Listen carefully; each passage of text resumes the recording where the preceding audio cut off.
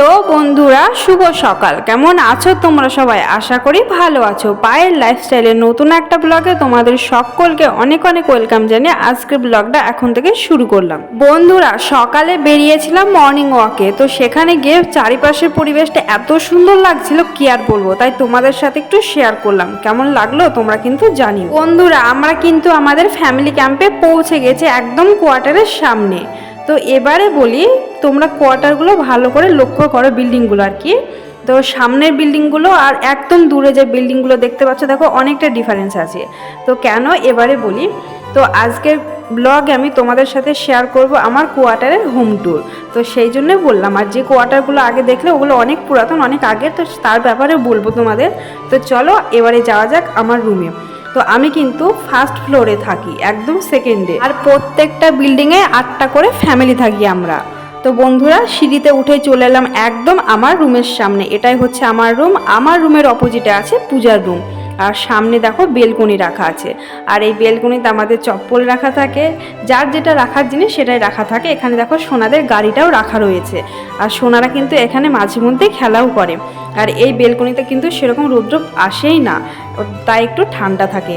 আর balcony থেকে বাইরেটা দেখো, দেখতে কতটা সুন্দর লাগছে। আর দেখো কত রোদ উঠে গেছে। বন্ধুরা, তোমরা নিশ্চয়ই অবাক হচ্ছ যে ভিডিও শুরুতেই দেখলে যে সূর্যি মামা উদয় হচ্ছে, তো এখন এত পরিমাণে রৌদ্র কি করে হলো। তো আমি কিন্তু এই ভিডিওটা মানে অনেকক্ষণ পরে করেছি, মানে 10টার দিকে, প্রায় 3 ঘন্টা পর। সেই জন্য এতটা রৌদ্র উঠে গেছে। তো চলো যাওয়া যাক এবারে আমার রুমে। এই হলো বন্ধুরা আমার রুমের মেন গেট। আর হ্যাঁ, প্রত্যেকটা দরজা জানালার পাল্লা কিন্তু ডবল করে দেওয়া আছে, একটা নর্মাল আর একটা নেটেরটা দেওয়া হয়েছে যাতে মশা না ঢোকে। কিন্তু আমার ছানাদের জন্য কিন্তু আমার সেই উপায় নেই যে বন্ধ করে রাখবো, মানে দিনে 50 বার খুলতেই থাকে। তো যাই হোক, ঘরে ঢুকেই কিন্তু সামনে একটা ডাইনিং রুম বা হল রুম যেটাই বলবে। আর ডাইনিং রুমটা দেখো যতটা পারি গুছিয়ে রেখেছি, কেননা এর থেকে আর মানে উপায় নেই আমার, তোমরা তো জানোই সবটা। আর বন্ধুরা, ডাইনিং রুমে কিন্তু একটা বড় জানালা আছে, সেই জানালাতে আমি 2টো গাছ রেখে দিয়েছি। আর আমার ঘরে কিন্তু সেরকম কোনো ফার্নিচার নেই, আগেই বলেছি তোমাদেরকে। আর 2টো বাক্স রাখা আছে, ওটা বড়বাবুর। আর এটা হচ্ছে ফ্রিজটা কিন্তু অনেক পুরাতন, তবে কিন্তু এর অবস্থা এতটাও খারাপ ছিল না, এটা আমার সোনারা করে দিয়েছে। আর এই যে ব্যাগটা আছে, এই ব্যাগের মধ্যে দেখো সোনাদের খেলনাগুলো আমি ভরে রেখেছি। নিচে রাখলে কি হয়, ওটা ছড়িয়ে ছিটে দেয় সকল সময়। আর ব্যাগটা উপরে ঝুলে রেখেছি, হাতে পাবে না সেই জন্য। আর বন্ধুরা, এখানেই দেখো আমি ঠাকুর রেখে দিই। আর ঠাকুরের কিন্তু আলাদা কোনো সিংহাসন নেই, দেওয়ালের সাথে যে কাঠ মেরে রাখা হয় সেই কাঠের উপরে কিন্তু আমি ঠাকুরকে বসিয়ে পুজো করি। বন্ধুরা, আমার কিন্তু ঠাকুরকে পুজো দেওয়া হয়ে গেছে। তো চলো এবারে যাওয়া যাক কিচেনে। তো কিচেন রুমটা কিন্তু অনেকটাই বড় আর বেশ ভালো। বন্ধুরা, আমাদের ক্যাম্পে কিন্তু প্রচুর কোয়ার্টার আছে। এবার প্রত্যেকটা কোয়ার্টারকে কিন্তু আলাদা আলাদা নামে ভাগ করা আছে, টাইপ 1, টাইপ 2, টাইপ 3। আমরা আছি টাইপ 2-তে। এবার টাইপ 2-এ আমাদের একটা বেডরুম, একটা ডাইনিং রুম। তবে পুরনো মানে যে রেড কালারের বিল্ডিংগুলো তোমাদেরকে দেখিয়েছিলাম শুরুতেই, সেই বিল্ডিংগুলো কিন্তু টাইপ 2 ছিল। সেখানেও আমরা থেকেছি কিছুদিন, মানে 2 বছর কাটিয়ে এসেছি। তো সেইখানে কিন্তু 2টো বেডরুম, একটা ডাইনিং রুম, একটা কিচেন। তবে সেগুলো কিন্তু সব ছোট ছোট ছিল। আর যেহেতু এখানে একটা বেডরুম করা হয়েছে, তাই এটা হচ্ছে অনেক বড়। এছাড়া প্রত্যেকটা বিল্ডিং যেমন এক একটা লাইন হিসেবে করা আছে, সেরকম সেই এক একটা লাইনকে A block, B block, C block এমনভাবে নাম দেওয়া আছে। এমনকি প্রত্যেকটা বিল্ডিংকে আবার আলাদা আলাদাভাবে নম্বর দেওয়া আছে, যে মানে 1 নম্বর বিল্ডিং, 2 নম্বর বিল্ডিং এমনভাবে। এবার সেই বিল্ডিংয়ের কিন্তু প্রত্যেকটা রুমেরও নম্বর আছে আলাদাভাবে। এতে কিন্তু আমাদের অনেক কিছু সুবিধা হয়। তোমাদেরকে কিচেনটা ঘুরে দেখাতে দেখাতে কিন্তু অনেক কথা শেয়ার করলাম যতটুকু জানি। আর এই হচ্ছে আয়নার বেসিন। তো আমাদের এই রুমে কিন্তু এই একটাই আয়না, এর থেকে কিন্তু আর বড় আয়না নেই। আর এদিকে দেখছো একটা টয়লেট আর একটা বাথরুম। তো চলো এবার এখান থেকে যাওয়া যাক বেলকনিতে। তো এই বেলকনিটা হচ্ছে পেছনের দিকের বেলকনি। আর এই বেলকনিতে দেখো আমার সোনারা খেলছে, 2 সোনা টুকি খেলছে নেটের দরজা দিয়ে। ওই যে একটু আগে বললাম যে আমার সোনারা দরজা একদম বন্ধ করে রাখতে দেয় না, মশা কি করে আটকাবো, মশা ওর আগেই ঢুকে নিয়ে চলে আসে ঘরে। তো যাই হোক, তো চলো বেলকনিতে যাই। বেলকনিটা দেখো খুব একটা যে চওড়া সেটা কিন্তু না, লম্বা আছে। আর এই বেলকনিটা একদমই ছোট।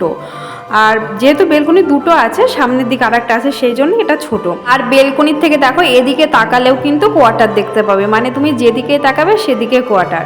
তো দেখো আমার কিন্তু ফুল গাছ প্রচণ্ড ভালো লাগে, কিন্তু কি করব, সোনাদের অত্যাচার আমি কিন্তু নিচে রাখতে পারি না, সেই কারণে কয়েকটা ফুল গাছ এই যে উপরে তুলে রেখে দিয়েছি। বন্ধুরা, সামনের বেলকনিতে একদমই রৌদ্র লাগে না, সেই জন্য কিন্তু পেছনের বেলকনিতে গাছগুলো রাখা হয়ে যায়। তোমরা তো জানোই পেছনের বেলকনিতে বেশ ভালো রৌদ্র পাওয়া যায়।